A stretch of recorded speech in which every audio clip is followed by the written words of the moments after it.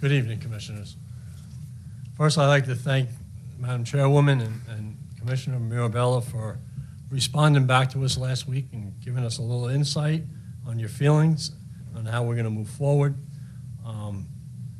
Commissioner Mirabella, listen, I apologize for myself and whoever if you thought we were trying to be sarcastic. That is the last thing we want to do.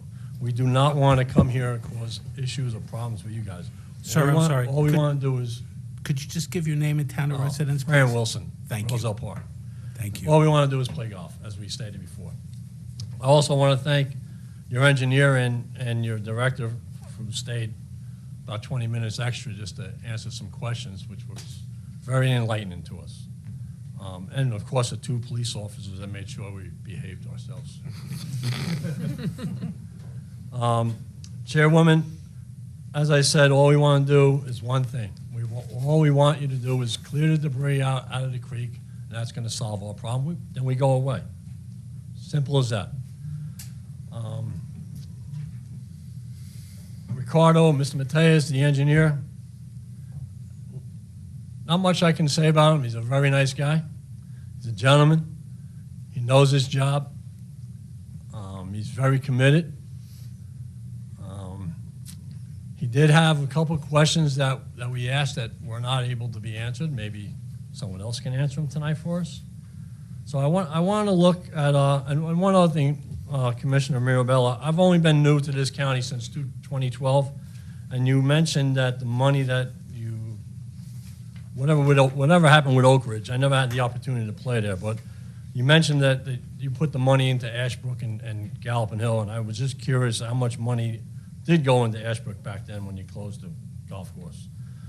So I want to just talk about where we are today. We talked to the engineer, as I stated. He mentioned that he had a DEP permit, that it was a 5-year permit, and this handled mosquitoes and debris and so forth. That permit expired, which they reapplied for. One of my questions is why we had to wait, why we didn't clear the creek last year, the year before that, the year before that. Because all this happened, as we state, and we got proof of that. All this took place from Hurricane Ida. So here's my 2 questions. You get the permit.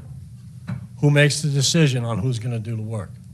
Because apparently, from what I understand from the engineer, it's not going to be his call. So if you do it in-house, you can do it right away. If you outsource it to Fletcher Kramer, then you got to develop specs, and then you got to go out to bid, and we know how long that takes. And that's another problem, because now you're talking the end of the summer. So that's one question. The second question is, all we want is the creek to be cleared. We got video, we know what the problems are. Without going through the engineer, one of our members did all the research from Google Map. It goes back to that area where the excavator got stuck. And basically it all started from Hurricane Ida, as I mentioned.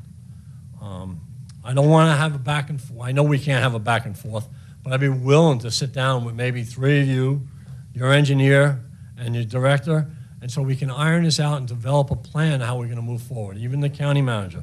I'm all for that. But we don't want to come here every 2 weeks. We don't want to. What we want to do is play golf. And in order to play golf, the only way we're going to play golf there is someone's got to clear that creek. And it has to happen sooner than later, because we know what happens in March, we know what happens in April. It rains. And when it rains, it just backs up.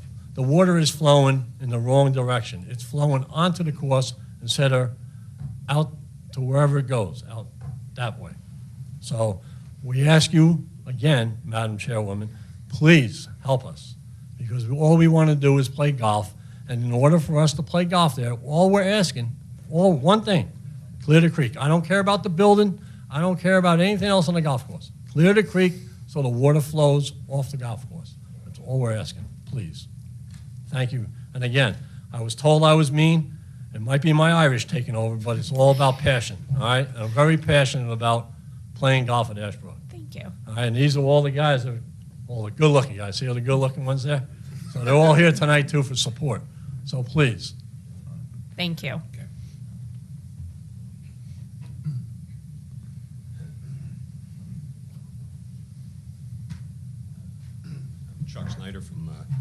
Clark.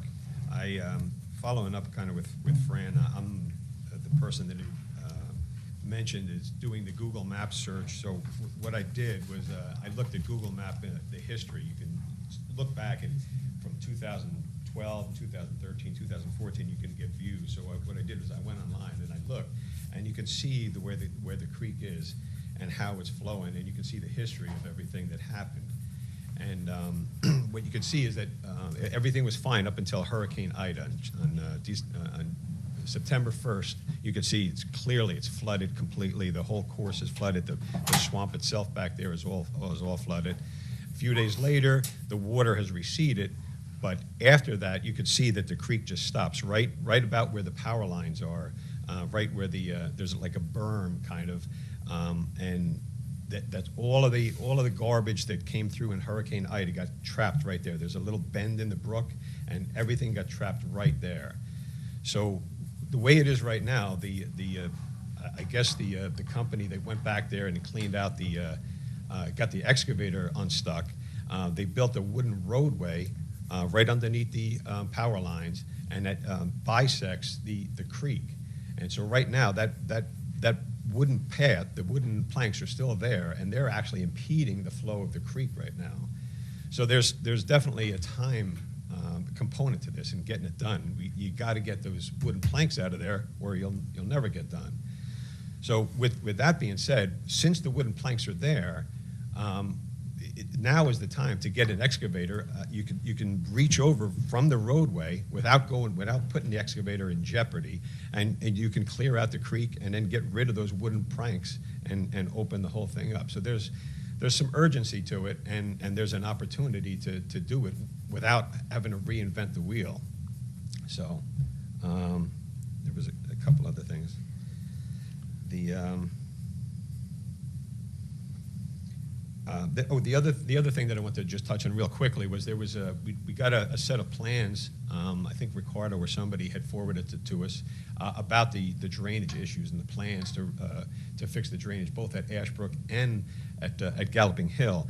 Unfortunately, all of those plans, those 28 pages of plans, none of them addressed the issue of the creek. They all had to do with creeks and tributaries and whatnot on the course itself, but none of them addressed the big issue, which was the one in the back there. So I'm just wondering how that can be, that we came up with all of these plans and they did all these studies and everything, and the elephant in the room wasn't addressed at all.